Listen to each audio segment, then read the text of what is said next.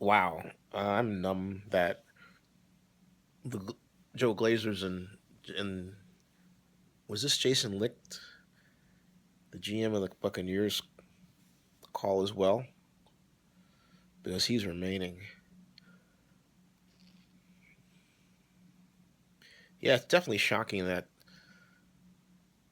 the Buccaneers would decide to fire Lovie Smith after just 2 years. And there is a tendency among some to assume there is a good reason behind a managerial decision when, in point of fact, there's no really good reason. For example, someone says, oh, they have to have a plan. Well, prove it. The Glazers have done this before. They did it with respect to Tony Dungy when they fired him from the Buccaneers. But I really feel sorry for Lovey because the Bears, the Chicago Bears fired Lovie Smith after, get this, a 10-6 season.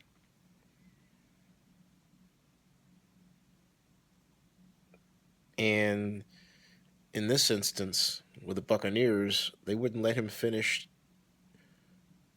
a 3-year cycle. What do I mean by that? It goes for me to something that Tom Landry once said about how long it takes great players to become great players. And he said that basically, in paraphrasing, you need time first for your guys to buy into what you're doing. That's the first year. The second year, to get used to the moves that are standard with the plays you're calling and the defenses you're designing, and offenses as well. In the third year, by the third year, that's when you expect them to really gel because they've gotten all the other stuff out of the way. Well, if you have a head coach who's installed a system and you only give the players 2 years within it, you don't know what's going to happen by that third year. Look at the patience that Jerry Richardson has shown with head coach Ron Rivera over his Carolina Panthers. And as a result, Richardson is being rewarded with the performance of arguably the best team in the NFL. They still have to win the Super Bowl to cement that claim. But if Jerry Richardson as an owner were as impatient as the Glazers were and are, Ron Rivera would have been gone a long time ago. The Buccaneers' problems stem from their ownership. The owners need to fire themselves. They need to take themselves out of the equation. They react with emotion, and more often than not, without true foresight or forethought. And they say they've given this careful consideration. I will tell you they haven't. They have no idea what careful consideration is. It's analysis.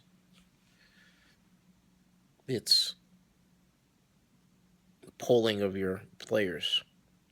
They didn't give this careful consideration at all. That's BS. That's bullcorn. I will close by saying this. Dirk Carter is not the man for that job. Dirk Carter is an offensive coordinator. If the Glazers are making this move with the idea that Dirk Carter can be a better head coach, I think they're in for a surprise. Because, for one thing, Carter's offense was not great. It pushed the ball down the field, but it was not efficient. Again, it was not efficient. No. Who would I like to see? Hugh Jackson. But that's for another time. Right now, this is horrible.